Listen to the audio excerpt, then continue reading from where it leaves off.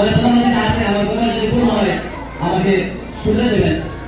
যদি আমার মধ্যে নৈতিকতা না থাকে, আমার সামনে একজন মানুষ অসহায় আছে, আমি দেখেও তাকে অন্যায় বললাম, আমার সামনে মানুষ একজন বিপদগ্রস্ত আছে, আমি দেখেও তাকে দেখলাম না, আমার সামনে মানুষ জুলুম করছে, অত্যাচার করছে, আমি দেখেও চুপ থাকলাম, না দেখা ভান করলাম, আর আমার মধ্যে নৈতিকতাটা কোথায়?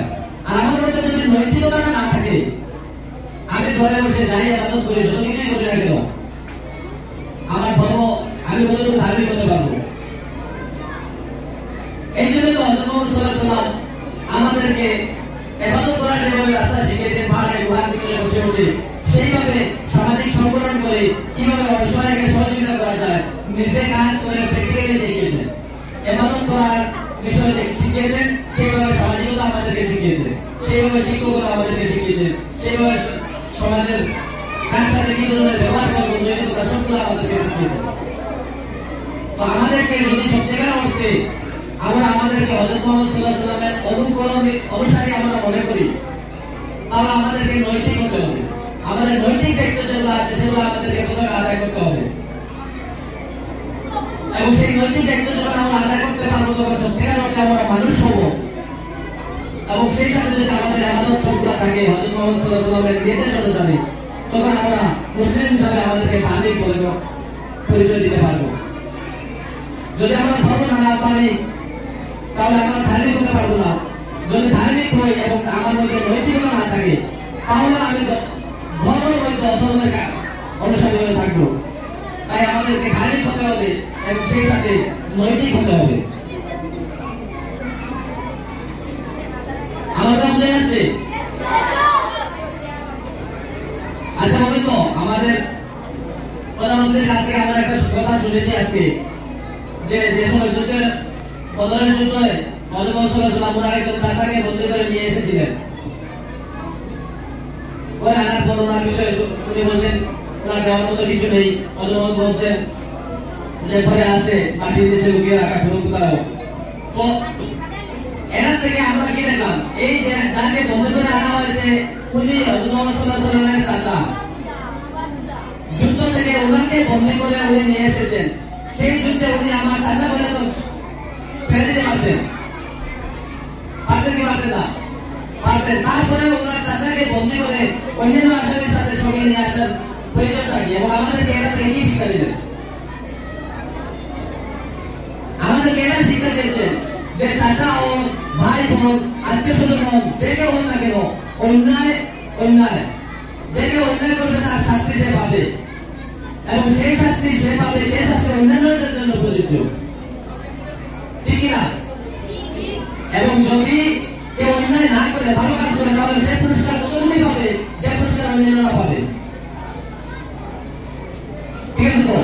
এবং হযরত মুহাম্মদ সাল্লাল্লাহু আলাইহি ওয়াসাল্লাম সেই জায়গায় এই বন্দীদের মধ্যে থেকে আরো অনেক বন্দীদের মুক্ত করার জন্য কয়েকটা শর্ত রেখেছিলেন।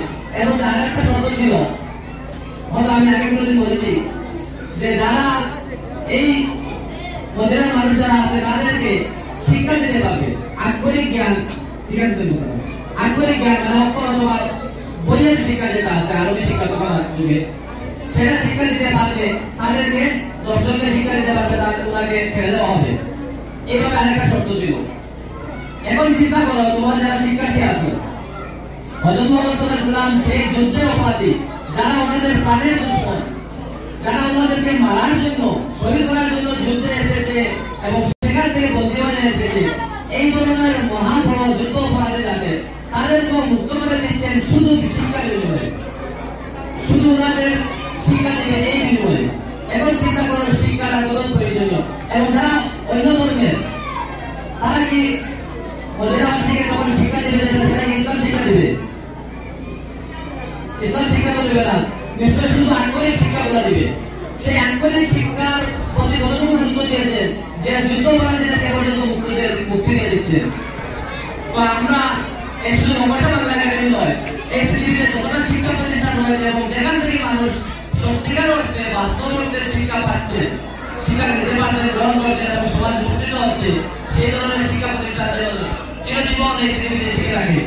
এবং আমাদের মধ্যে শিক্ষার্থী, তোমাদের মধ্যে যারা আছে, আমাদের মধ্যে শিক্ষক যারা আছে, আমরা যেন শিক্ষা দান করতে পারি, এবং তোমরা যাতে শিক্ষা দিতে পারো হযরত মুহাম্মদ সাল্লাল্লাহু আলাইহি ওয়াসাল্লামের সেই যে আদর্শ যেটা আছে যে যুদ্ধ করাকে পর্যন্ত মুক্তি দিয়ে দিচ্ছে শুধু শিক্ষার বিনিময়ে এই আদর্শ যাতে আমাদের মধ্যে থাকতে পারে, আমরা যেন শিক্ষাকে এতটুকু বেশি মর্যাদা দিতে পারি, এটা যেন আমাদের জীবনে আসতে পারে। আমি ভিডিও করছি না, আমাদের প্রধানমন্ত্রী বলল এক জায়গায় যাবেন এবং আজকে অনেক দেরি হয়ে গেছে প্রোগ্রামের জন্য, আমাদের আজকে 2:30 বেজে যাচ্ছে, তাহলে আমরা 2টার সময় ছুটি দিয়ে দিই। তো আজকে এখানে অনুষ্ঠানে আমরা যা কিছু আলোচনা হয়েছে সব কিছু থেকে আমরা যা শিখেছি সেগুলো যেন বাস্তবে আমল করতে পারি এই দোয়ারে গিয়ে আশা রাখি। এবং আমাদের আজকের অতিথি সহ আপনারা যারা আছেন এখানে উপস্থিত সবাইকে আমাদের অনুষ্ঠানের পক্ষ থেকে, আমাদের স্কুল কর্তৃপক্ষের পক্ষ থেকে আন্তরিক শুভেচ্ছা, ধন্যবাদ এবং বিনোদন জ্ঞাপন করছি। আমরা যতটুকু সেবা শুশ্রূষা করার প্রয়োজন ছিল সেগুলো করতে পারিনি, তাই আমরা দুঃখিত। ভবিষ্যতে আশা রাখি দোয়া করবেন আমাদের স্কুল, আমাদের কলেজ, আমাদের যেগুলো শিক্ষা প্রতিষ্ঠান আছে সেগুলো যেন আরো উন্নত বৃদ্ধি পায় এবং আমরা আপনাদের উপযুক্ত সম্মান প্রদর্শন করতে পারি। এই বলে আমার সংক্ষিপ্ত বক্তব্য শেষ করলাম এবং আমি আপনাদেরকে অতিথিকে আসতে